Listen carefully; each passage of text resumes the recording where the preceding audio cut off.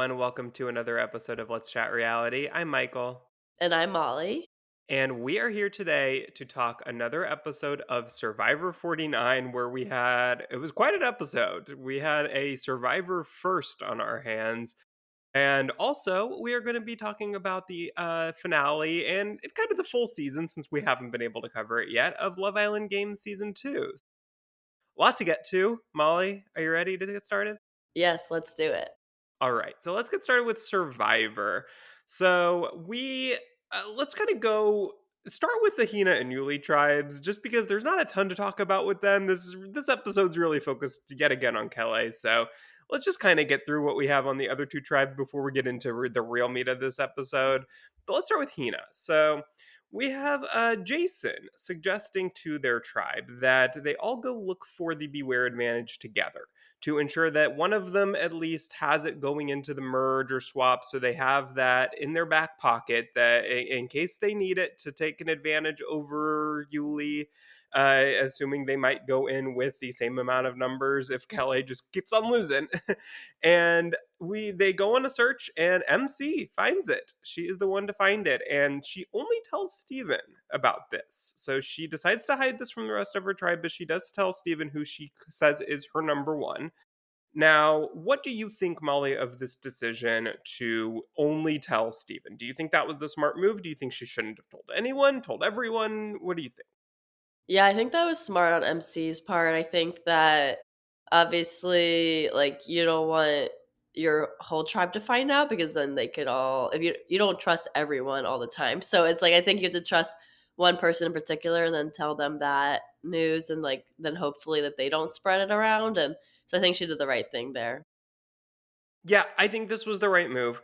I think it's so easy preseason whenever, Mike Bloom asked them this question of if you found an idol or an advantage, would you tell anyone? And I feel like so many people, almost everyone says, no, I'm not telling a soul. I'm keeping that to myself. Some people say they'll tell their number one. And I don't remember what MC specifically said, but I do think that in her situation specifically, this is very smart because if you remember from last week, she knows that Steven is in an alliance with a few other people and wanted, or a couple of other people, Christina and Matt, and wanted her to be brought in as their fourth. So I think for her to tell one person who is in that group, I think is very smart because first of all, if that group, let's say those three find another fourth and then are deciding between MC and somebody else for who to kick off, knowing that MC has an idol could be the difference that makes them not take that move on her first, and to avoid dealing with that maybe the entire pre-merge if they can help it, and then knowing that she has that. But I think, yeah, it gets her in good with Steven, who she seems to really trust, and I think, yeah, I think that was the smart. Yeah, I think so too, and we'll have to see what actually happens down the line since we haven't seen a ton of Hina yet, but I feel like this is setting us up to then hopefully see something happen with this idol. Yeah, and look, she actually does not have the idol yet. It is a beware advantage. So it is the same thing we see as on Kelle's, where she doesn't know what she has to do yet until they lose an immunity challenge. She has no clue what she has to do in order to find it. So now, what I'll be very interested to find out is if they don't go to tribal until the merge. Is Yeah. it just going to be the first merge boot where she goes to the water well and has to do her advantage? I have to assume it would be because that's the first time she's going to tribal. I guess I just assumed that that would be the case, but it would be interesting if she never goes to tribal before the merge, what exactly they'll do with that. Yeah, that is an interesting point. I don't know what they would do. We'll have to see. Yeah. Because there might be another situation that is just about the same thing because on Yuli they do the exact same thing. Funny enough, they decide to go on a group idol hunt, and this time Rizzo finds it on his tribe. So he has a different strategy though. He does tell the entire tribe. Now I think that this was a little bit different in the sense that I think he was in view of other people when he found it. Do you Yeah. remember, Molly? I think he was, or at least like closer by.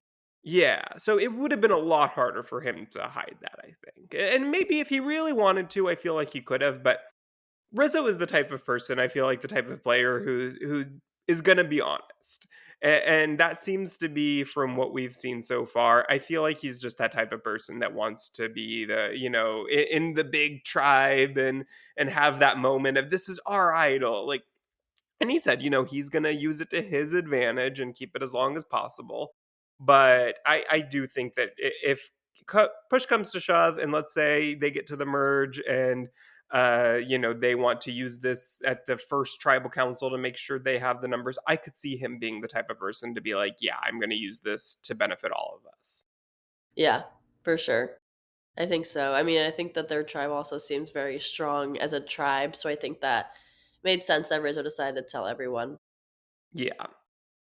Now, we also see some of the other dynamics on the Yuli tribe. So, Sage starts to feel a little left out, and we get a little bit more of her backstory of her friends leaving her as a kid, which was sad to hear. And she confides in Shannon that she feels like Savannah is getting too close to Rizzo and not telling them everything potentially. That she sees her whispering and that she's not a part of it, so it's apparent making her a little paranoid. And Shannon, of course, who is very closely aligned with Savannah, but Sage doesn't know that, just goes and rats her out to Savannah, and Savannah it surprises her. It makes her worried because she's like, I would have never guessed that Sage would have been talking about me behind my back unless you said something, and that actually started to worry her. Like, that maybe Sage is pretty good then at this game if she was able to play that well and convince her that she was on her side, and she could have told her all this information not knowing that she was going to use it against her. So this worries me a little bit for Sage here if they end up going to tribal at all. That and who knows, we have a swap next episode, so who knows what's going to happen. But that worries me a little bit that Savannah and her alliance might be turning on Sage.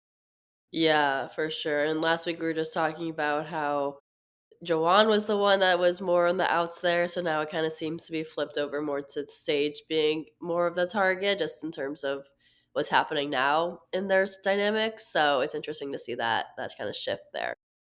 Yeah, and we saw that little flip start to switch where Jawan gave them went on the journey and then chose the tribe advantage, and I think that gave put him in their good graces, and then to also on top of that now have this information that Sage is playing maybe a little bit harder than they thought she was.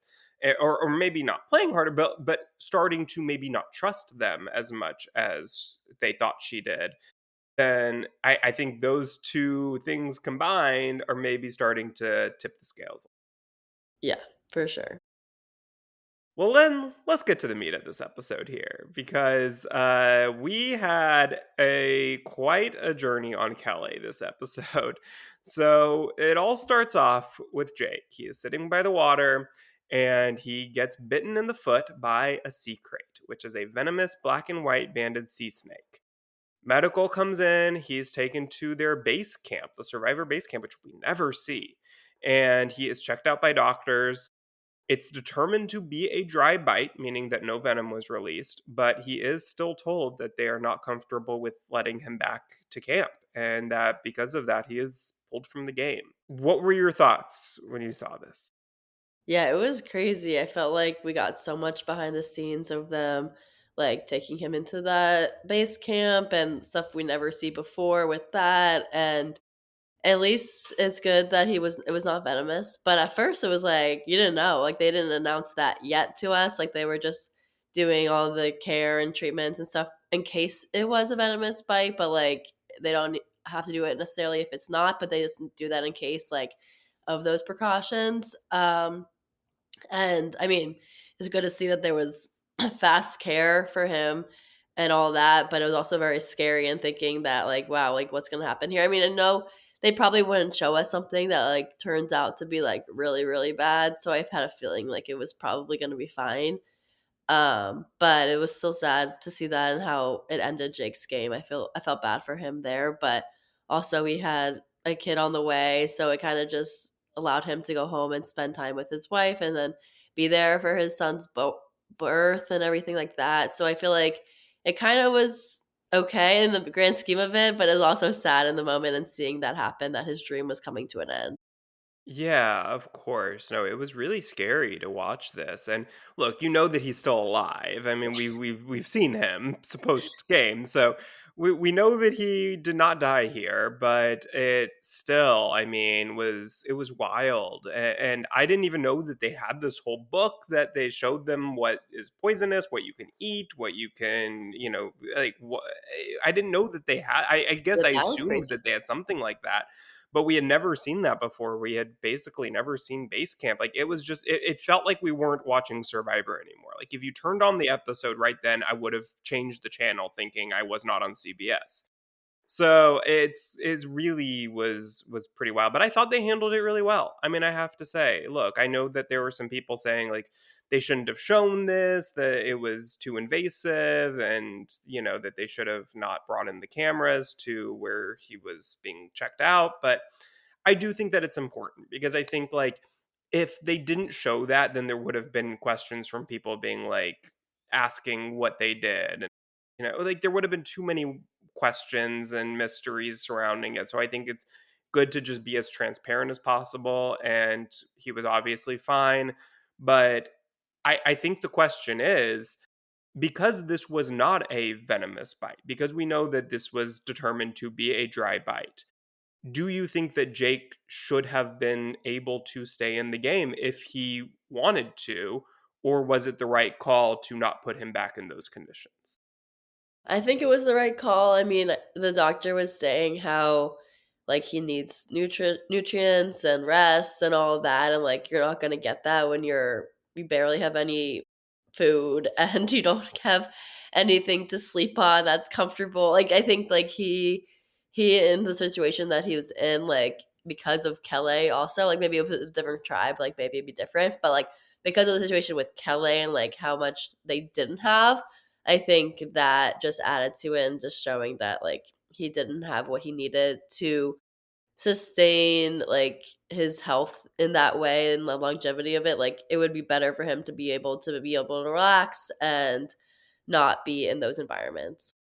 Yeah, I think you hit it on the nail when you said because it's Kele, and I agree with that. I think if he was on a tribe where they had more supplies, where they were doing better, they hadn't been through such an insane first 5 or 6 days at this point, that I think, and the fact that he was about to be a father, and I just think all of these factors together, I don't think he could the game. I just think it would have been too risky, not worth it.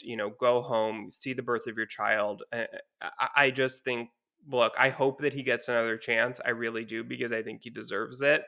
And this was such a unique, awful, scary situation.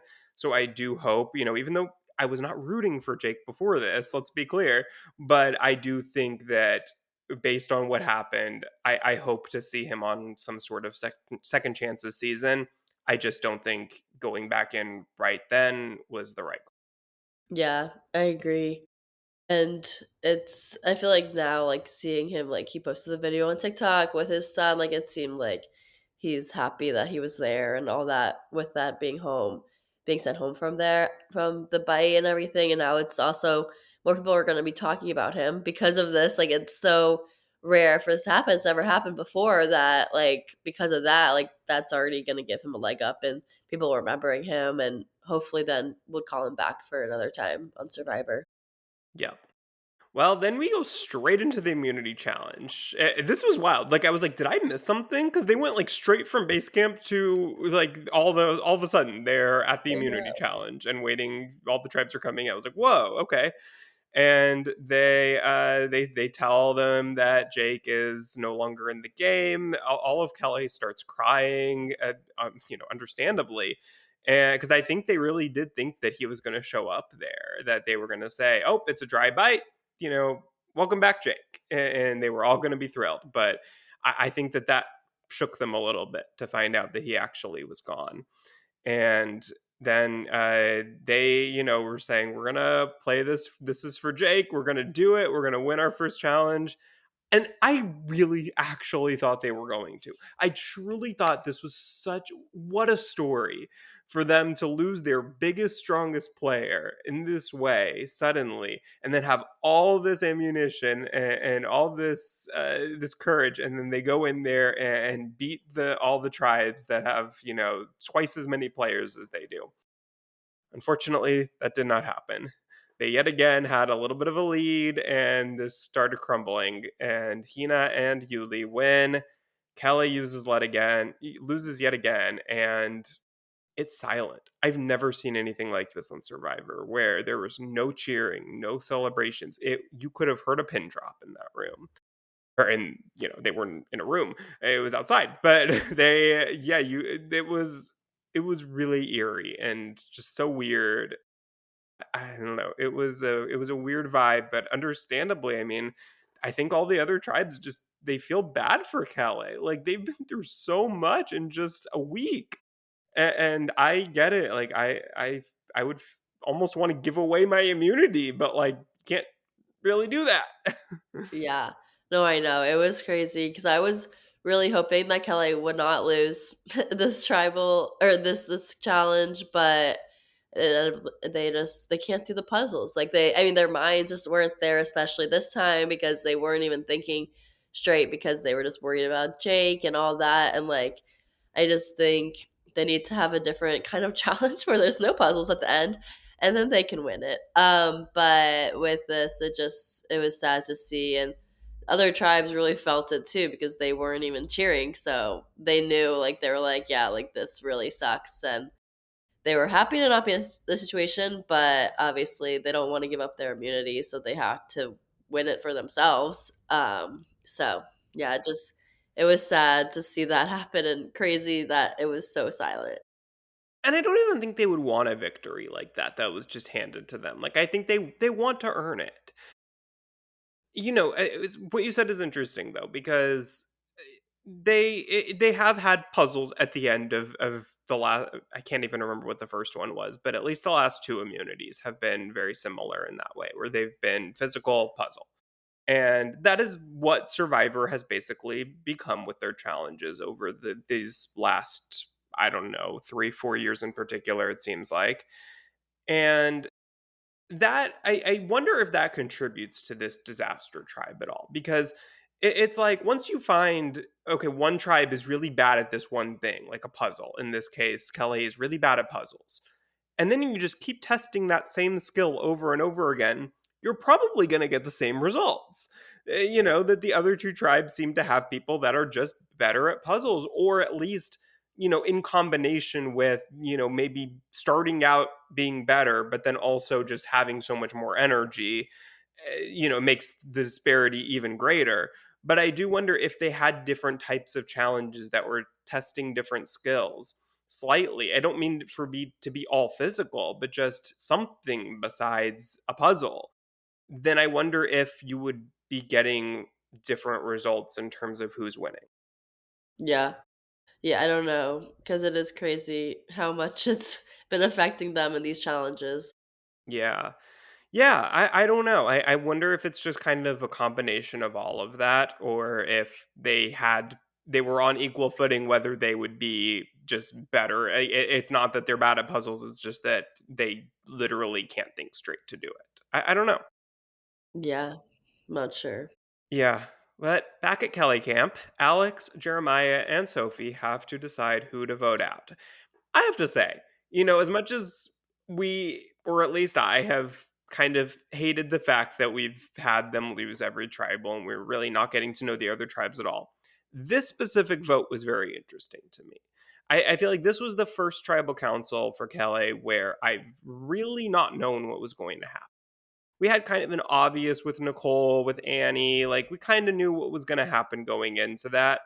But with this one, really no clue. I feel like it was really a toss up. And Sophie and Jeremiah discussed potentially voting for Alex in an effort to either get him out or at least flush his idol, which I think smart move. Jeremiah talks to Alex, trying to make him feel comfortable enough not to play his idol. But while they're talking, Sophie is spying on them and gets paranoid that Alex will play his idol and vote for her. So this kind of makes her mind spin a little bit of what she's going to do. So what do you think each of them, I guess, should have done? In your mind, what was the smartest move? Yeah, I really enjoyed seeing all the strategizing here too, or just like all the conversations that they had to have. Obviously, with three, like that's not super easy to figure that out because it's really only like two people you can vote for, and then one person on an idol. So it's very limited odds there. So it was interesting to see them all discussing the options. And at first, it seemed like Sophie and Jeremiah were kind of working together and trying to get out Alex, or at least flush his idol. But then Sophie got nervous that because Alex would use the idol, then he would put his votes on her. So then he had to be on Alex's good side so that Alex would play it, and then also vote for Jeremiah. But I feel like because of that, like all the conversations, I was just mostly just hoping Sophie wouldn't go home out of all of this. I was like, Sophie better be safe. But I think that Jeremiah did seem like he was more on the outs, as we were saying in like previous weeks when we were covering this. Like it seemed like Jeremiah was kind of more of the weakest link in the alliance that they already formed together of the four. I mean, well, it was Jake and Alex, and then it was like the other two, I guess. But then it would seem like Jeremiah more so on the outs.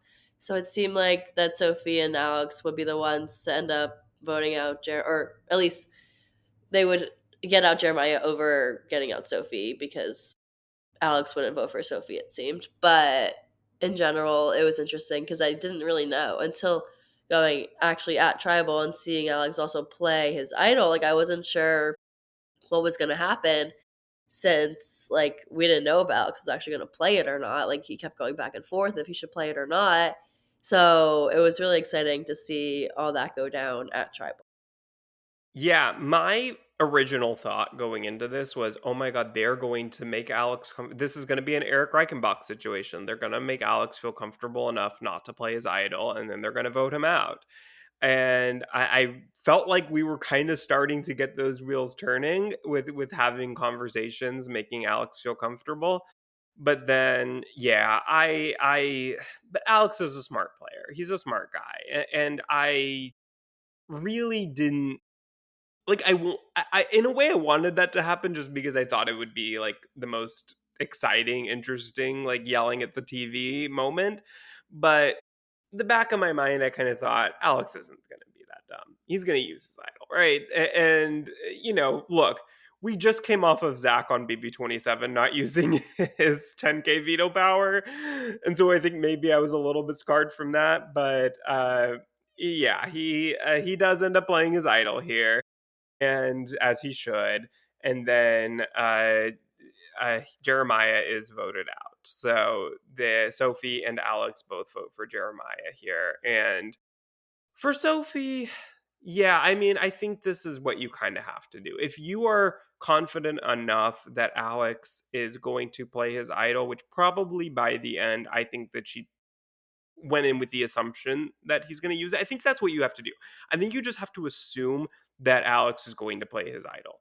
Because otherwise, if it bounces back on her, I think she really probably was paranoid enough after overhearing that conversation that she was going to be the one to get that bounce back. And so I think she has to just protect herself from that and hope for the best that Alex chooses her over Jeremy. Yeah, I agree. And I think that also solidified her trust in Alex, or Alex's trust in her, knowing that, like, oh, she was also on my side and voting out Jeremiah. So will help them moving forward and working together when they do swap. Maybe they're going to be together again and then they can work together. That's very smart. Yeah. I think that that is also a big consideration there because you do never know. Like they could be, and look, if they're two on a tribe of seven, I think they're probably going to stick together regardless. But it is possible that, Alex could go try to get in with whatever numbers are from other tribes and be like, I don't trust Sophie. Like, I'm good with getting her out. And then they take an easy vote and get her out. So, yeah, I think that this was smart. I think you do want Jeremiah on your side, assuming that he's going to be going back to camp and assuming that. I mean, I guess they're just probably assuming that there's going to be a swap. I guess that's not necessarily a given, but I think that they probably figured that was going to happen. So yeah, I think everyone ended up making the smart move, and it just unfortunately Jeremiah got screwed over, but I don't think he did anything terribly. Yeah, I agree. I think this was just inevitable. They lost again and they just had to vote him out. Yep. Well, I'm very excited though for next week because we're not only getting a swap, which I always love, we're getting two tribes. We're getting two tribes of Yes. seven. How Yay! exciting is that? I'm so excited. I love 2 Tribes, so this is gonna be great. Yeah, we haven't had this in the new era since season Yeah, 40. yeah. I'm really, really excited. I think that my hope is that this is gonna go really, really well, and then Jeff is gonna be like, "Hey, I kinda miss 2 tribes. Maybe that's not so bad." And then, the new era, season 51 and beyond, maybe they'll go back to 2 tribes, or at least, like, I don't know. Mhm. I would like every other season. Like, maybe the odd number seasons we have 3 tribes, even number seasons we have 2 tribes. Something like that to just kinda, make things a little bit less predictable, less samey every year. Yeah. No, I would love for that to happen, so fingers crossed this goes well. I hope it does. I feel good about it because I feel like now that this first 3 episodes were so Kele focused, there's so many people we don't know that well. And so I am just excited because we're now gonna be forced to get to know some other people very well, and we're gonna start to see some new dynamics, new stories, and I think that that's gonna be good and feel like kind of a refresh, new start, new season. Yes, I'm excited for that. Sad that most of Kelly is gone, but excited to see this swap and 2 Tribes. Yes, well, we will be covering that in just a few days, but let's get on to Love Island Games. So, season 2 of Love Island Games has been taking over Peacock for the last few weeks, ended just about a week ago here. But we have not covered it at all. We've had so much other shows going on that we just have not had time to cover it yet. But we definitely did not want to miss it. So, even though it's been a minute since it ended, we wanted to just kind of do a full season overview, focusing on the finale. But Molly, preseason, before they all got into the island, or let's start before we get into that. What were your just overall thoughts on the season? Yeah, so I was excited to see Love Island Games. Obviously, Love Island is one of my favorite shows now. And last time I watched Love Island Games was before I even saw any season of Love Island. Oh So wow, yeah, that's yeah, true. this was my introduction to the Love Island franchise, which was an interesting introduction, like starting that with season one. But I enjoyed it. I was like, wow, like this is kind of fun. But now watching season two, I'm like this is more fun because now I actually know the people in it, and then there's, like, backstabs, kind of, not really, but, like, somewhat they had that this season, and overall, like, the more strategy it feels like. I don't remember there being so much strategy in season 1 in terms of, like, making sure you get out the strong people and then, like, building alliances and all that. So maybe I just don't remember it correctly, but I feel like with that aspect of it in this season, it was interesting because obviously, like, they're also there to date, but it didn't seem like that was the main focus of it. It mainly seemed like they were all kind of there to win the money, and they were pretty straightforward about that for the most part too. Like, you could hear them talking about it, being like, "Yeah, like, I don't really care about the love this time, like, it's just about the game and the money for me." So, Yeah, that right. was interesting, which is, like, obviously way different than regular Love Island because there you can only be there for the love, and then hopefully you end up winning at the end, but like it's a different concept with that. So it was interesting to see that unfold and how it all went down this season of Love Island Games. Yeah, no, I enjoyed it. I think that there was something about it that felt too short to me, almost. It was like, "Oh my god, it's over?" Like, "Wait, what?" And so it kind of felt like it was, I think, starting to get really good and exciting, and we were getting all sorts of drama, and then it was like suddenly it was like, "Okay, we have 3 days left." And so I did enjoy it. I just wish that it was maybe like a week, or maybe even just like a few episodes longer. I don't know. I just felt like the ending felt a little rushed to me. But overall, yeah, I really liked it. I thought it was a good cast. It seemed like there was a good mix of good couples, strong couples, and people that were there for gameplay. I liked the fact that it was in real time this season, and we, because of that, had audience votes, and I think that that added to, I think that that's what makes Love Island unique in the first place, is the fact that it is in real time. That and Big Brother are really the only 2 shows that are like that, and I think that Love Island actually takes advantage better of that typically because they have so much voting involved, and I think that season 1 of Games felt a little weird to me because it was pre-taped, and so it kind of just felt like any other love show, whereas this to me felt more like, "Oh, this is Love Island, and there's strategy and games involved too."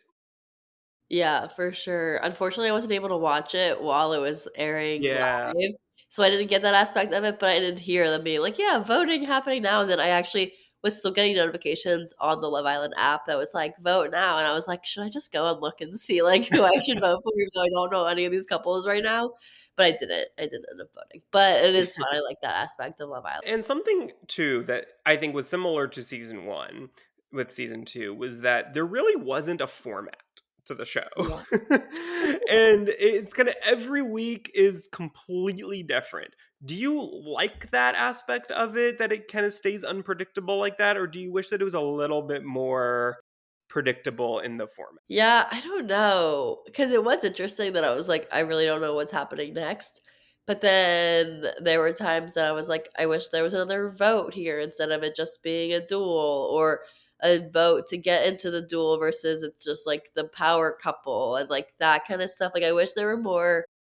I think that I wish there were more votes, I guess, even though I didn't vote. But, like, I wish there were more votes from America, and having a say in certain competitions or certain of, like, the things that they had to do, versus just who was safe. But I think I don't know, it was interesting because I don't even know if they have an idea of, like, what they were even doing next. Like, I think they might have come up with it on the spot too, so I don't know how much they could even come up with a format if they don't even know it going into the season.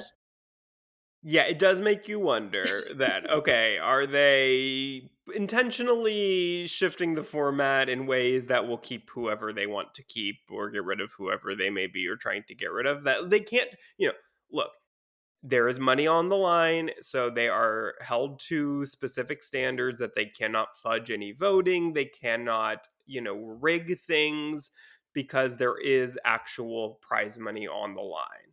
Now, they can't what they can do is change the order of when they're gonna put certain competitions, maybe when they're gonna do votes, when they're gonna do whatever, like, they can shift that, at the last minute if they want to make certain things more likely to happen, but they cannot, you know, go too far and actually rig the game. But I agree. I think that the happy medium for me, I think, would be having the same format week to week, but then maybe like changing one thing about it, like adding a little grenade in each week that will shake things up and make them unpredictable. I think that would be fun. But or maybe changing the way that, like, the first couple is picked to go into the duel and then having the audience vote for the second couple or something like that. Like, doing something to where it's like, you're changing like just like one factor each week, but keeping the format generally the same. Because like if someone asks me what is Love Island Games, I don't know how to describe this show because it's like, okay, it's Love Island, but the games count more and there's more money on the line and there's more strategy. But other than that, it's just I don't know how to describe it because it's completely different show every week. Yeah, that's a good point. There really isn't a description to that can like sympathize at all because it's just different. Yeah. So that I think that there's a happy medium that I hope maybe in the future they can kind of settle on. Like, we like this format. It feels like they're just kind of throwing everything at the wall at this point and trying to figure out what sticks, what people like. But I was kind of hoping that that was season 1 that they were figuring that out, and then they had 2 years now to really like, figure out what this show is. But clearly they did not. But we'll see. Maybe season 3 will be the season that they'll do that. But Who were you familiar with going into the season, and who were you most excited to see, if anyone?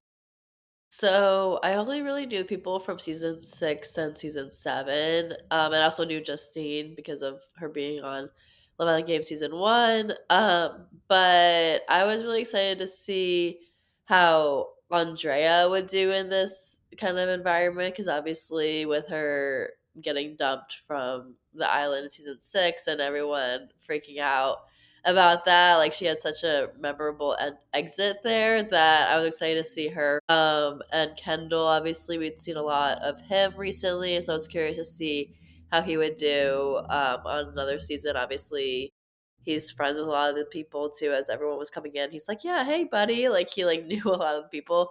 But I was excited to see them in particular. Yeah, I there were a lot of people I did not know, but I did know I knew all of the USA people. I was familiar with Solene only because she was Yeah, on Below Deck this last season, I did know and her from that too. I didn't watch her entire season of Below Deck, but I know the gist of it, that she was not well liked by the public in that season. Yeah. And I knew Gabby actually from The Challenge. So she was on The Challenge Double Agents a few years ago. And so I was familiar with her from that. I also I knew that she was recently on Love Island All Stars and won the show, just from kind of social media seeing that, but I didn't watch any of it. So I didn't. She wasn't a huge part of that challenge season. So I feel like this was the first chance that I really felt like I got to know her personality a lot better. But yeah, other than that, I think that was everyone that I was familiar with. So there were quite a few people to get to know, which I think is fun. I think that's part of what's fun about this is that you get to know some of these Love Island UK people if you don't necessarily watch that show, or you get to know some people from all these other international versions that might come back on those international versions at some point, and then it's going to be harder for me not to watch them when I am now familiar with multiple people that might be on them. Yeah, for sure, and they made it this season even more fun because I loved hearing their accents. Oh, That was yeah. That's part of that's half the fun of this show is just hearing all the different accents. So that was one of my favorite, SNL skits that they did years ago where they did a Love Island skit and they were like, "They don't even understand each other," and then it's just all these people from different with the different accents and not understanding a word that they're saying to each other. So, yeah, you get a little bit of that with this show too, but what were just some of your before we get to the finale, so excluding the finale, what were some of your any standout moments from this season? Any like we had a lot of surprising eliminations. Any that stuck out to you the most? Yeah, I feel like when this had totally surprised me, but I knew I kind of had a feeling this would happen, and then when it happened, I was like my jaw was kind of like, "Okay, he actually did it." Was when Johnny decided to stand up for the box and essentially dumped Andriana there because now he was making her vulnerable. And then she ended up going home, but, like, pretty soon after that, but I feel like that moment, like, definitely shifted in terms of you could just tell Johnny was really there for the game play of it, and he knew that he didn't feel he could win with Andrina. Andrina. I know, I wanna say because I feel like they pronounce the I in it too, but I Andrina. know it's hard, I'll but just yeah, I'll just I say think Andrina, sorry if I'm that's what saying it most wrong. people say. Yeah. Yeah. Exactly. So I felt like with that, like she's always kind of been I felt like getting sent to the curb with Tyreek and now it was Johnny. And so I felt bad for her with that. But I also wasn't totally shocked. But I was like in that moment, I was like, all right, this is some good TV that we're getting. Yeah, that was a big one for sure. I think that whole gift thing. I thought that was kind of an interesting thing. I almost wish that they had made the gifts they weren't actually physically inside of the gifts. I wish that the gift had been like a normal size because I wonder if they would have not really that would have made them wonder like what is this and not just like knowing okay it's a bombshell. Like I wonder if you could either stick with your partner or maybe they think it's an advantage, immunity, something. And I think that that would have made it even more interesting. And I wonder if more people would have gone for it if they thought there was potential that, like, oh, it's not just picking my partner over another person. It's me picking my partner over whatever, great thing this might be that I want selfishly for myself. I don't know. I wonder if that would have changed anything in terms of, only having two people that ended up going for it. Yeah, no, it wasn't like it seemed like the people who went for it were the ones who just weren't in as strong of couples, except for Johnny and Audrina. Like that one was like, okay, like, well, I mean, we kind of expected it, but also that was crazy. Yeah. For me, I think an episode that I really loved was, well, first of all, I wouldn't say that I loved because I felt really bad, but when KK and Chris went home, that to me was kind of a highlight of the season because I thought that that was just like a really interesting thing with like KK and Nicola. Was kind of an interesting situation there, and that was surprising to me just because I really thought that KK and Chris were like they were a pretty strong couple, and so I thought that they were going to last at least a lot longer than they did. Yeah. No, and Chris breaking his finger in that Oh duel. yeah, That was crazy. But yeah, that was a big one for sure. I feel like and KK was so mad too for being sent into that duel. yeah, She wouldn't even talk. But yeah, that was a crazy episode. yeah. And then the other one for me, I really enjoyed Vegas Night. I thought that was I was gonna mention Vegas Night, but I was like, that's like really close to the finale, so I don't know if that counts. yeah. No, well, we're not gonna be covering, like, the details of it, but I did enjoy that. I thought that the only problem that for me with that was that, it made it pretty easy for, like, the power squad to just kind of, run the game at that point because all of it was just picking the couple or the person who you wanted to target. And so if you have a big alliance like that, then you kind of, unless you just play the games badly, then if you get what you're trying to get with it, which seemed to usually happen, then you're probably going to hit your target and get the people in who are not part of your alliance. So that was the only issue I had with it. But I really liked the idea of it. I thought it was a very creative idea, and I thought that it made for a pretty fun episode. Yeah, for sure. When Toby tried to sit next to Oh Garby, yeah, and then he had to pick up the chair, and like that moment was crazy. But it ended up being that Toby still was a couple with Sydney, and then Sydney was mad at him and never forgave him. So yeah. I was proud of Sydney for that, for not forgiving Toby. Mhm. And it seemed like by the end she softened a bit, but I guess, like, you're bound to not stay angry, it's probably healthy to Yeah, not. but if they had actually gone to the exact like to the final couple, like, I think she would Yeah, have do taken you think she it. would have taken it all? Yeah, I think so. I think so too. Yeah. I agree with that. And that would have been fun. I would have loved to see it. Same. I want to speaking of Sydney, I like the fact that there were so many X's in this season Yeah. because I think that's what's fun about Love Island games versus Love Island is that you have, they're all stars, and so I think you have so much potential to bring in people and their exes, or at least maybe even not exes, but maybe people who they've had drama with in the past. And I hope that we continue to see more of that type of casting because I think that's really fun and is really what part of what sets it apart from just normal Love Island, where in theory they're all strangers unless you're like season 7 where they just all really knew each other. Or at Yeah, least Shelley knew everyone. I like that too, and it was interesting because we didn't get, like, a ton of their interactions, but, like, I mean, especially with when Cindy came in and was the bombshell and Zay just, like, totally, like, oh my gosh, doesn't wanna watch her doing all of the heart rate challenge stuff.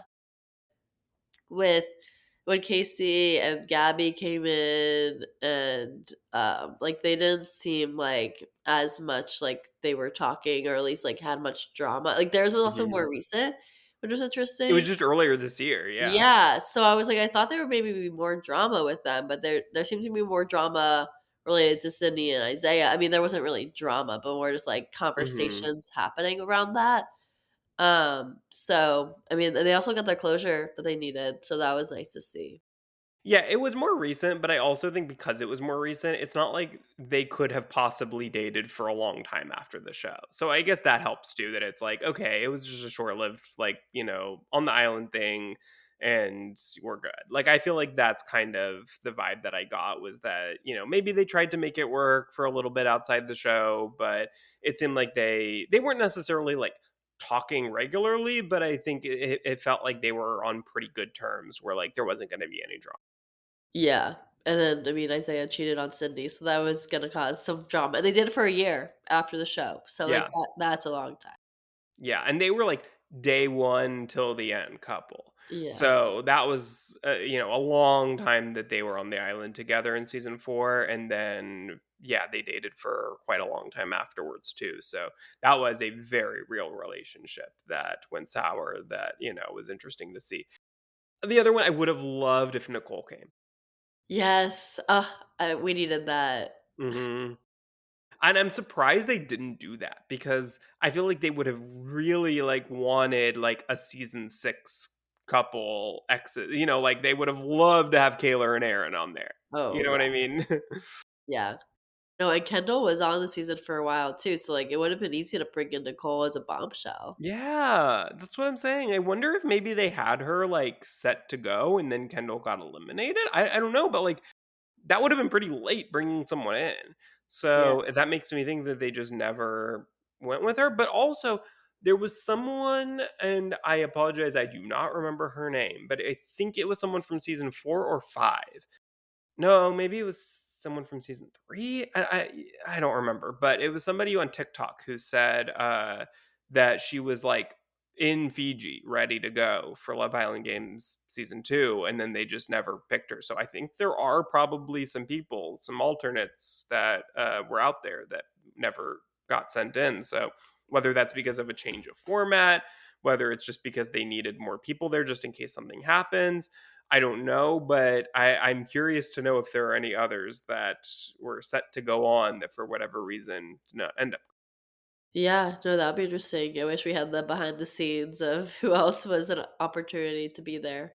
I bet it within the next few months, if there's more, I bet they're gonna come out because, anything about Love Island is gonna get engagement these days, and I would have said, season 1, I don't know, maybe the people just wouldn't say anything. But now, I think that somebody like that is going to come out just for the engagement farming of wanting to say that they were somehow involved in this season. Yeah. Yeah, for sure. So we'll keep an eye out on that. Yes, we will. So let's go into the final 4 couples here and just kind of give our thoughts on each one, the season that they had as a whole, going into the finale, kind of where we felt they stood. So let's start with Gabby and Johnny. What were your thoughts on Gabby and Johnny? I thought physically that they were the strongest couple, but as a couple itself, like it did seem like they really had a ton of chemistry. Like they said they liked each other, but it just kind of more seemed like a business relationship in a way, like of like they wanted to work together well. So they were trying to build that connection too. But it kind of seemed like the public wouldn't vote for them as much just because of what Johnny did to Audrina, and Gabby only came in really late. So and she's also in the UK. So I feel like their opportunity to make it was just like seemed like the least in my opinion. I was shocked that they were eliminated. Well, hey, we're getting ahead of ourselves, but uh, I thought that they were actually one of the couples that I felt was maybe the safest within America's vote because Johnny, even though he's not necessarily the most beloved, he has a pretty big name. And so I just feel like there's going to be people who, versus, although all of these final 4 couples actually do have a USA and a UK. So that actually evens things out quite a bit. So maybe, as I'm kind of talking it through and thinking about it, maybe I don't, they're not in such an advantageous position as I kind of thought. But, he is a pretty big name in the franchise. And Gabby is a huge name in the UK franchise who just won a season where I'm sure Yeah. there was UK voting involved heavily. And she won that. And so there's going to be UK, I assume the UK can vote? Are people in the UK able to vote on the app I for a don't know. US season? Actually, I don't know. But the US audiences also watched the UK version quite a bit. So, she was just a very recent name. And so I feel like any USA, Love Island viewers who are also watching Love Island UK and keeping up with that would know Gabby potentially over somebody like Lucinda or somebody like that who maybe I don't know, maybe Lucinda is also a big name in the UK, but I had heard of Gabby and I had not heard of Lucinda, if that, means anything. Yeah. But yeah, I just felt like they were two pretty big names, even though maybe not the most beloved, and especially on this season. I just kind of thought, oh, they're too big to go home here. Yeah, I mean, that's fair. I felt like I mean, they made it this far though, so they did make it to the final 4. Yeah, that's true. That is Yeah. true. That is a big accomplishment, even in and of itself. What about Isaiah and Lucin? Well, I didn't know who Lucinda was going into this, but I really really liked her throughout the season. I felt like she was really real with her emotions and just open and making a lot of friends or whatever, and also her connections. It felt like she was actually trying there in terms of actually building relationship side of things. And Isaiah, I feel like I mean, I feel like I saw more of him when Sydney came in. Like, I feel like we didn't get a ton of him before, and also him being paired with Lucinda obviously helped out with that in terms of like his likability, I think. But yeah, I mean, I like them together. I don't think they're gonna last, but I think that in the show sense, like it made sense. Yeah, I in the beginning I really liked Lucinda. I felt like I thought it was very funny how she clearly like did not want to participate in any sort of the strategic elements of the show. And she was, kind of having a tough time in the early days there. I felt like as the show went on, she got a little bit less likable to me. I didn't by the end I certainly was not rooting for the two of them, but I didn't have anything against Isaiah, I guess. I thought he was fine. And I didn't have, I guess, strong feelings of wanting to root for either of them going into. Yeah, I know. I thought overall, I did. Yeah, kind of a neutral pairing. Yeah. Justine and Tyreek. What were your thoughts on the two of them?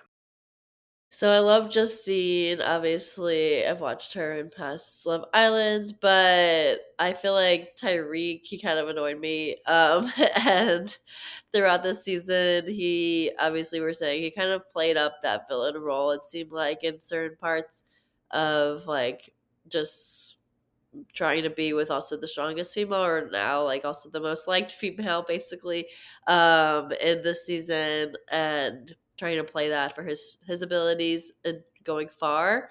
But I kind of did like seeing them together like in a bad way, and like not in a bad way, but like I was like, wait, like they kind of do work well together, so like I want to root for them, and obviously I want to root for Justine, so by default kind of had to root for Tyreek. But I didn't want to root for him. I wanted to just root for her.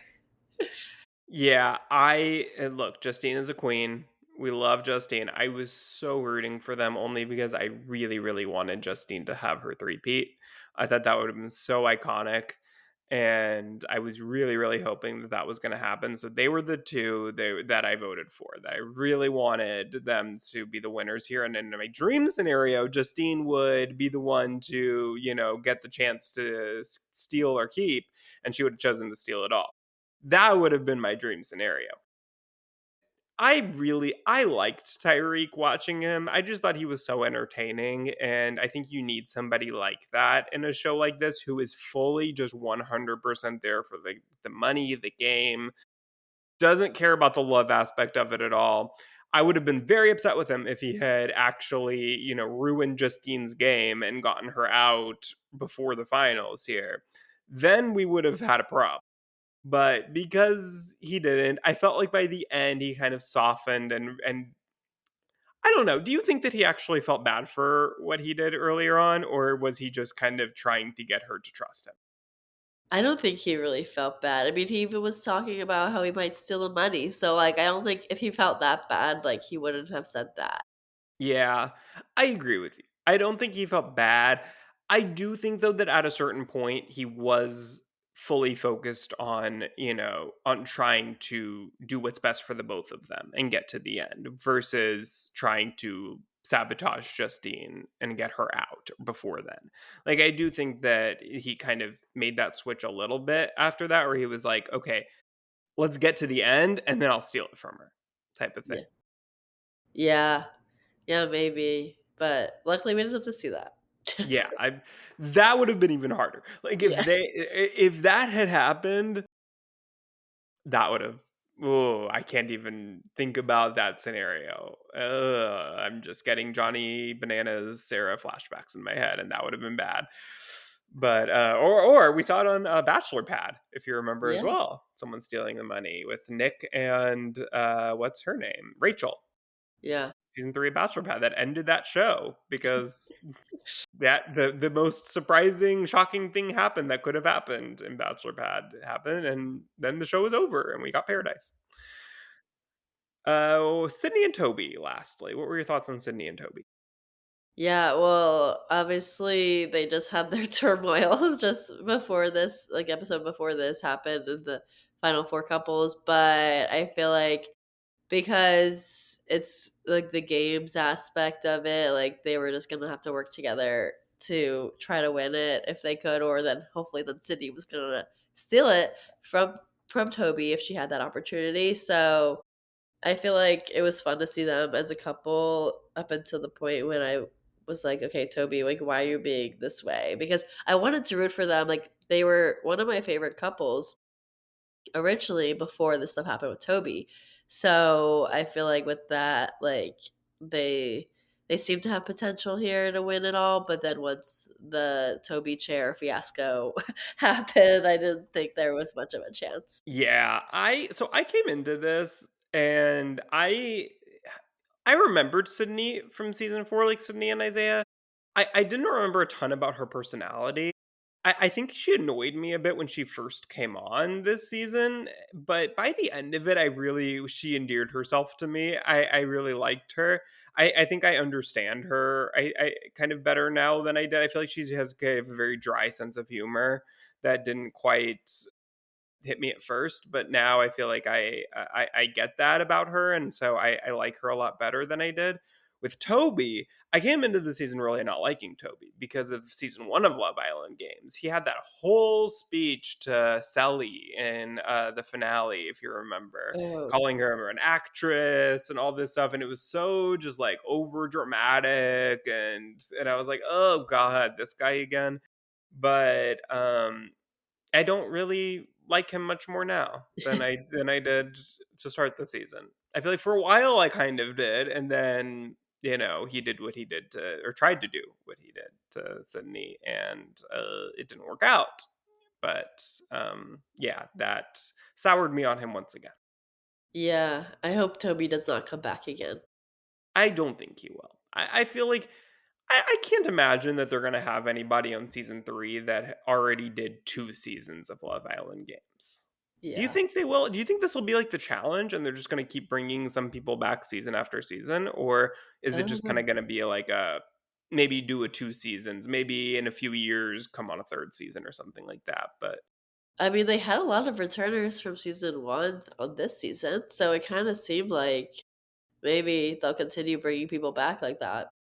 I think they'll bring people back. I just think it'll be people who this was their 1st season, Yeah, and I don't know that they're gonna have, like, the somebody come 3 on people. 3 in a row. Yeah, Yeah, yeah, that that's my makes guess. sense. Yeah. Well, let's get into the finale then. So, going into the finale, Andrea and Josh had just been eliminated. They had that basketball game, which was, oh, that was a little heartbreaking that they held the ball just like a couple seconds too long. I wonder how long it would have been before they actually tried to throw it, like how much longer in their head they were waiting. But that was a little heartbreaking that they waited all that time and then waited too long. I know, I was really sad for that. I feel like in that moment, like, you could just tell because they were talking about the counting and all that, like, you could just see, like, something was gonna go wrong, it seemed Yeah. like. with that, and I was hoping that wouldn't be the case, but they ended up with the white ball, and they were already getting targeted, so it kind of wasn't gonna work out for them anyways, just in terms of Yeah. the power squad people, like, trying to get them out, so I think because of that, their fate was just unfortunate there. Yeah, it was a matter of time. Although, I think if they had made it through that round, they probably would not have been eliminated by America. So they probably honestly they would have been in the top 3, I bet you, and had that chance to at least compete in the mega duel and who knows what would have happened. But Lucinda and Josh, or sorry, Lucinda and Isaiah secured their spot in the final 3 by winning that challenge. So the other 3 couples were up subject to America's vote where one couple was going to be eliminated, which ended up being Gabby and Johnny. And we talked a little bit about this, but did that surprise you that they were the ones who got eliminated here? Who would you have voted for as your favorite couple at that time? Yeah, it didn't totally surprise me. I probably would have voted for Justine and Yeah. Tyreek just because of Justine here. But with Gabby and Johnny, I feel like it just America just didn't like them as much. Yeah, I think they're the ones who were kind of like the odds-on favorite, and so I think any time that a couple is like the favorites to win, I think America prefers to root for an underdog, generally speaking, especially where Gabby and Johnny are concerned. Neither of them are like the most likable personalities on this season, at least. Especially, I mean, Johnny probably in other seasons as well. So I don't think that having Gabby necessarily as his partner was the best for making him any more likable than he was already lacking that. And so I think if he was partnered with Justine, I think that would have been a very different story. I think he would have probably not been eliminated here. But I think he really wanted to beat Justine and was never going to partner himself with. Yeah, for sure. But then, yeah, we're down to our final 3. So they all compete in the mega duel, and it's a 2 round duel. The first round is a three-way duel where teams have to move a stack of discs from the first pole to the third pole without ever placing larger discs on top of smaller discs. So the last team to finish is eliminated. I thought this was a fun challenge, and what I liked about it was that it's really anybody's game. It's not super physical. It's not too mental to where you kind of can guess. Okay, this person's obviously the smartest. They're gonna win. I thought this was a pretty even game. Yeah, I agree. It seemed like it was close throughout the challenge as well. So like that made it fun to watch. Yeah. And Sydney and Toby came in last here. So they were the first to be eliminated of our final. Yeah. I mean, that wasn't that surprising. I mean, it could have been anyone's game in this three-way duel here, so it just kind of made sense that they came in last. Yes, they did. Well, then Isaiah and Lucinda compete against Justine and Tyreek in the final round. The ring is divided into 4 quarters, 2 yellow and 2 blue. There are 18 money bags in the center. Larger bags are worth more points. Each bag in your zone at the end counts towards your total points. There were also white bags that deduct points if they end up in your zone. So, again, I thought this was actually a very fun challenge. And what I liked is that both of these duels, I thought super fair, super anyone's game. I really, really liked them. I think these are the types of things that maybe Survivor can take notes on and do kind of more creative things like this that are even for anybody. I feel like this is the type of thing that we maybe, and look, I know Survivor likes to do their more elaborate, big builds, things like that, bigger budget they have for that. But I think that, it doesn't have to be exactly this, but I just think things like this are maybe what we're missing that could get us more, less disaster tribes. Yeah, for sure. This challenge was fun to watch, especially because it was the last one, and seeing whoever won this was going to be the winners of it, and how close it was at the end too made it fun because you didn't even know who actually won. They had to go up and count them and Mhm. figure it out before we knew the end result, so it was a good one to watch. Yes. So we got our winner, and it is Isaiah and Lucinda. They are the winners of Love Island Games Season 2. So then we have one order of business left. We have to determine who is going to be the one who gets that decision as to whether they keep the money or steal the money. Oh, sorry, keep the money or share the money. And to determine that, the eliminated islanders are all there, and they have to decide whether who they want to win that 250K.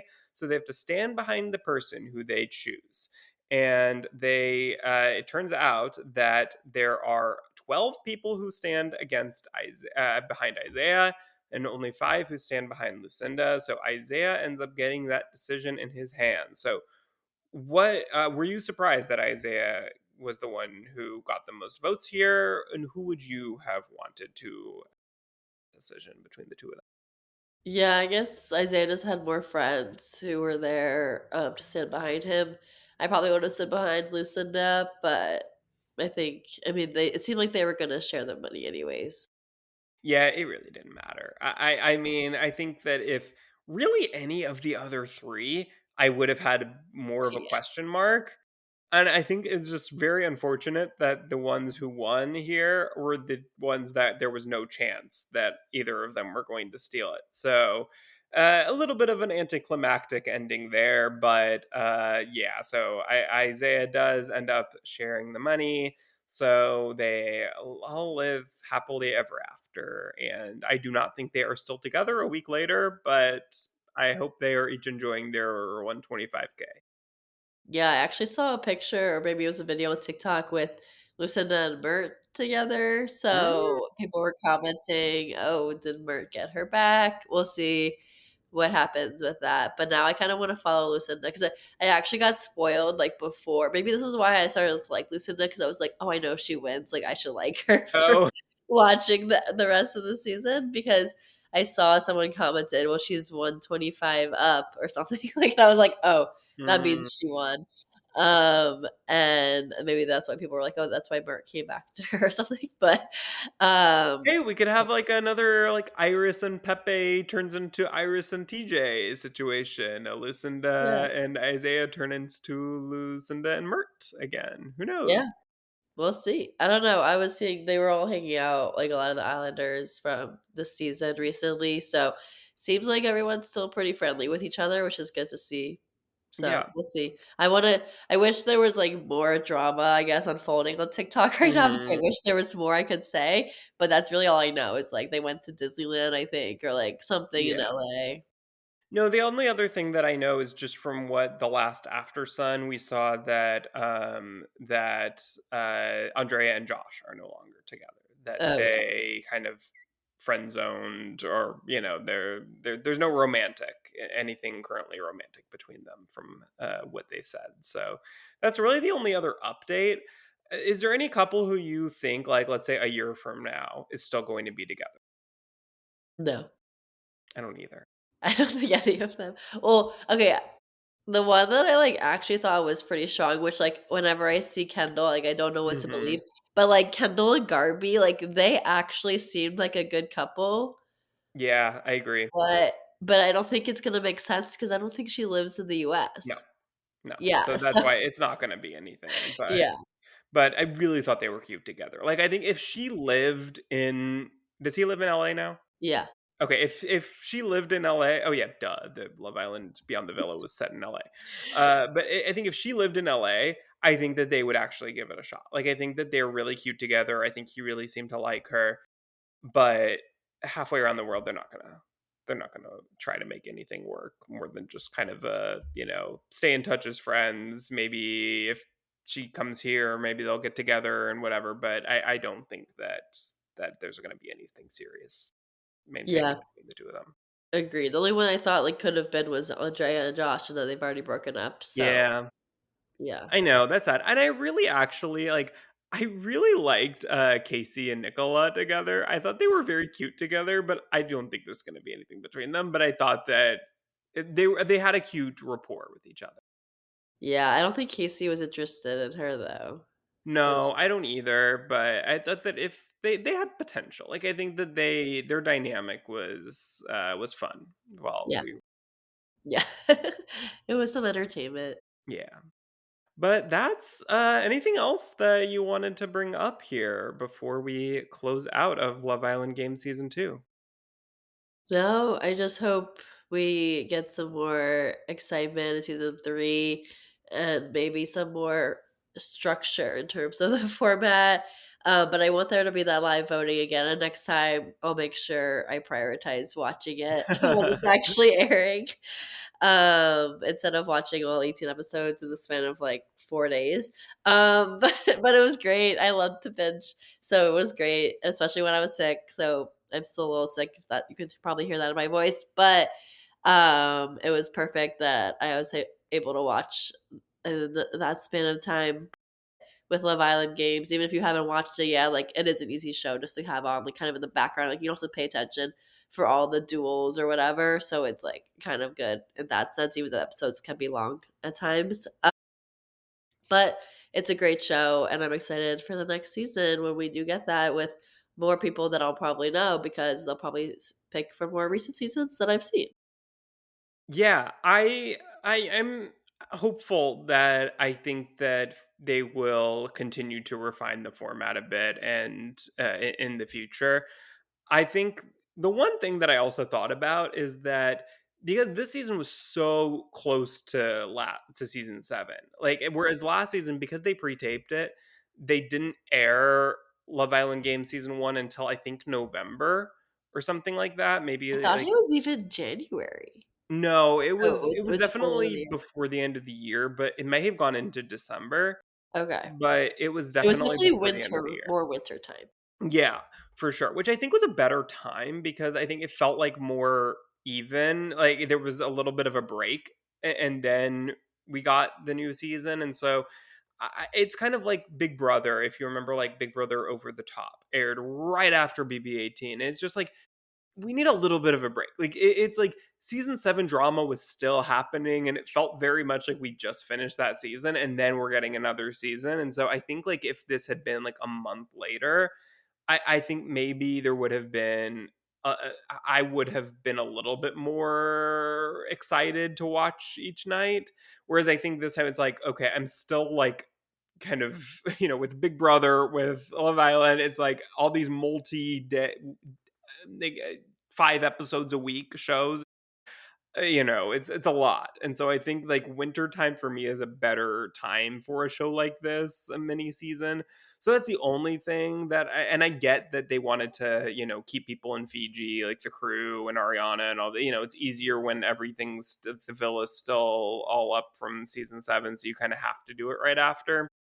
But I wish there was some way to wait a little bit longer, but other than that, yeah, I enjoyed it. I thought it was very fun. I really hope that they continue to do these, and I am excited for it's gonna be a long break without Love Island now. This is really the last thing, until probably June. So, I am sad about that, but excited for what is next. Yes, for sure. We've got plenty of TV to watch in the meantime.